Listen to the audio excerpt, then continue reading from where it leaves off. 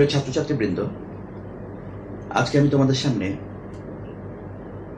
T.S.. ইলিয়টের একটি বিখ্যাত critical বুক, সমালোচনাধর্মী গ্রন্থ দ্য মেটাফিজিক্যাল পোয়েটস সম্পর্কে আলোকপাত করব।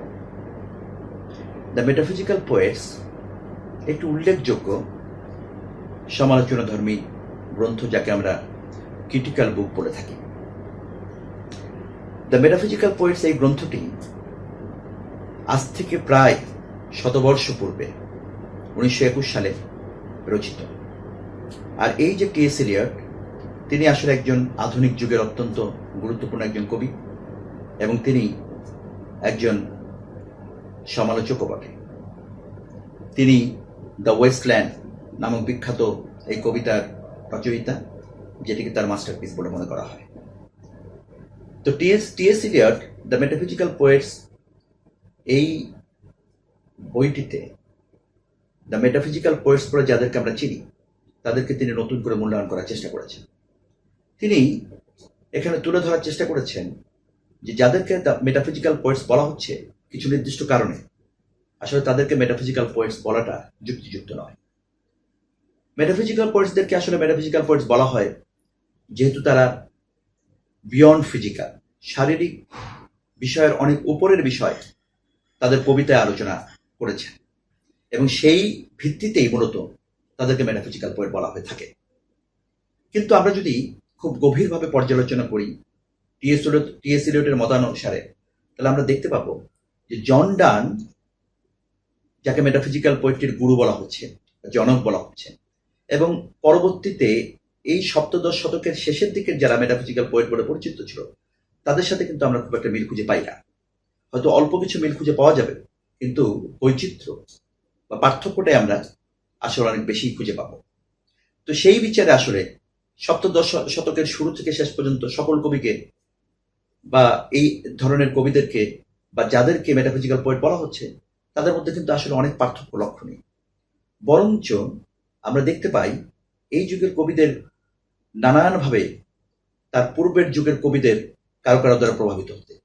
যেমন আমরা যদি জন ডানকে দেখি, তাহলে তিনি কিন্তু এলিজাবেথান পিরিয়ডের জর্জ চ্যাপম্যানের দ্বারা প্রভাবিত ছিলেন, এবং অন্যান্য এলিজাবেথান যুগের কবিদের দ্বারা পরবর্তী যুগের কবিরা খুব স্বাভাবিকভাবে প্রভাবিত ছিলেন।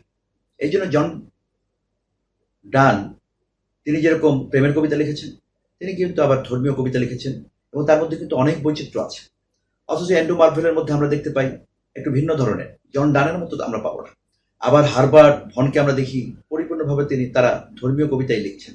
অতএব এক্ষেত্রে আমরা কিন্তু অনেক অমিল খুঁজে পাবো এই যুগের কবিদের মধ্যে।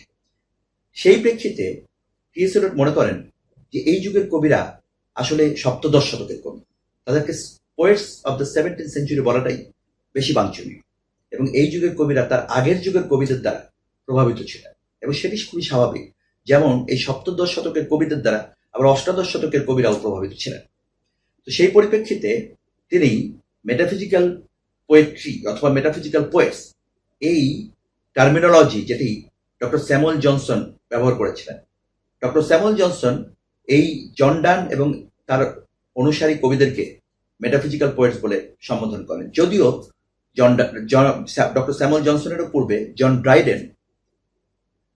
জন ডান সম্পর্কে বলতে গিয়ে বলেছিলেন জন ডান অ্যাফেক্টস মেটাফিজিক্স, কিন্তু জন ড্রাইডেন মেটাফিজিক্যাল পোয়েট্রি বা মেটাফিজিক্যাল পোয়েট বলে কোনো টার্মিনোলজি তিনি ব্যবহার করেননি, যেটি ব্যবহার করেছেন ডক্টর স্যামুয়েল জনসন।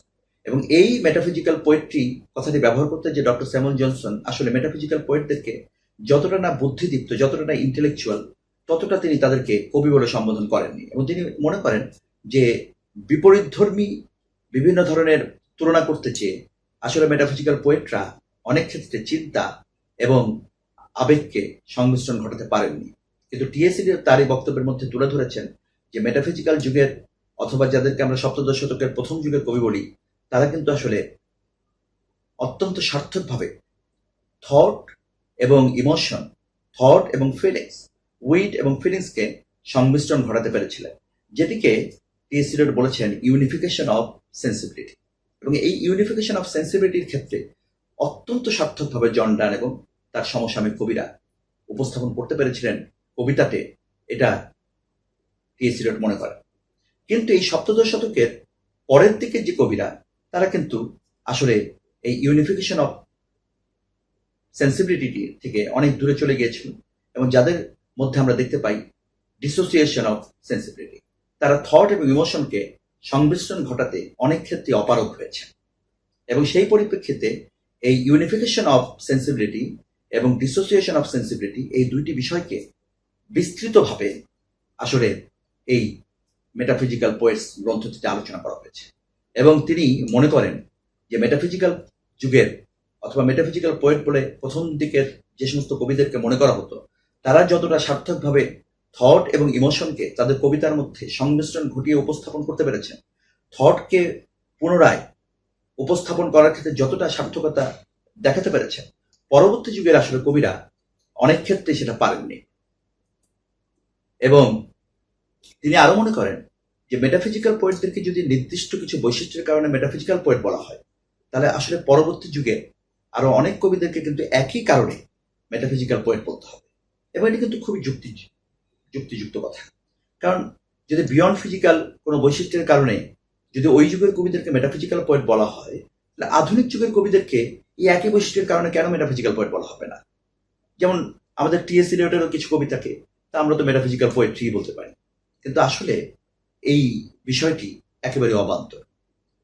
কারণ ওই যুগে যেরকম এই বিষয়গুলো নিয়ে কবিতা রচনা করা হয়েছে, তাদের দ্বারা প্রভাবিত হয়ে পরবর্তী প্রত্যেকটা যুগেই কিন্তু এই ধরনের কবিতা কিন্তু আমরা দেখতে পাই।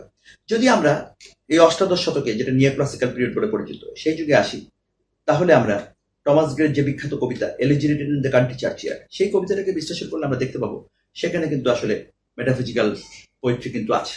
এটাকে আমরা মেটাফিজিক্যাল পোয়েট্রি বলতে পারি। অথবা যদি আমরা ওয়ার্ডসওয়ার্থের দ্য ইমর্টালিটি ওডকে বলি, অথবা মডার্ন যুগের অনেক কবিতাকে বলি, সুতরাং এই বিচারে আসলে মেটাফিজিক্যাল যুগের কবিদেরকে মেটাফিজিক্যাল পোয়েট বলার কোনো যুক্তি টি.এস. এলিয়ট খুঁজে পান না। বরঞ্চ তিনি মনে করেন যে আসলে মেটাফিজিক্যাল যুগের কবিরা, তারা এই সপ্তদশ শতকেরই কবি। তারা তাদের পূর্বে যুগগুলো দ্বারা প্রভাবিত ছিলেন। বিশেষ করে মেটাফিজিক্যাল যুগের অথবা এই সপ্তদশ শতকের আগের যুগের যে এলিজাবেথান পিরিয়ড, যখন খুবই কবিতা এবং সাহিত্যের ক্ষেত্রে একটি রমরম অবস্থা চলছিল, সেই সাহিত্য দ্বারা খুব স্বাভাবিকভাবে মেটাফিজিক্যাল যুগের কবিরা প্রভাবিত ছিলেন। এবং এই মেটাফিজিক্যাল যুগের কবিরা আবার পরবর্তী যুগের কবিদেরকেও যুগে যুগে প্রভাবিত করেছেন। এবং সেই কারণে মেটাফিজিক্যাল কবিদেরকে কোনোভাবেই কোনো সীমাবদ্ধ করা উচিত হবে না। এবং এই সীমাবদ্ধ করার মাধ্যমে সত্যিকার অর্থে মেটাফিজিক্যাল কবিদেরকে দীর্ঘদিন ধরে আসলে একটু মূল্যায়ন করা হয়নি, যথার্থ মূল্যায়ন করা হয়নি বলে টি.এস. এলিয়ট মনে করেন। এবং টি.এস. এলিয়টের এই দি মেটাফিজিক্যাল পোয়েটসের মধ্য দিয়ে সত্যিকার অর্থে আমরা দেখতে পাই যে এই মেটাফিজিক্যাল পোয়েটদেরকে আবার নতুনভাবে পুনঃমূল্যায়ন করার সুযোগ হয়েছিল, এবং তার মাধ্যমে আসলে নতুন আঙ্গিকে মেটাফিজিক্যাল পোয়েট বলে যাদেরকে আমরা চিনি, তাদের অবদানকে বিচার বিশ্লেষণ করার সুযোগ সৃষ্টি হয়েছিল। আমি মনে করি যে সংক্ষিপ্ত পরিসরে আমার এই বক্তব্যটির মধ্য দিয়ে মেটাফিজিক্যাল পোয়েটসে টি.এস. এলিয়ট যে বিষয়গুলিকে আলোকপাত করতে চেষ্টা করেছেন, সেটি আমরা উপলব্ধি করতে পারি। তোমরা যদি মনোযোগ দিয়ে আমার বক্তব্যটি শুনে থাকো, তা আমি ধারণা করি বা মনে করি যে তোমরাও সেটি সার্থকভাবে উপলব্ধি করতে পেরেছ। সবাইকে ধন্যবাদ জানিয়ে আমি আমার বক্তব্য এখানে শেষ করছি।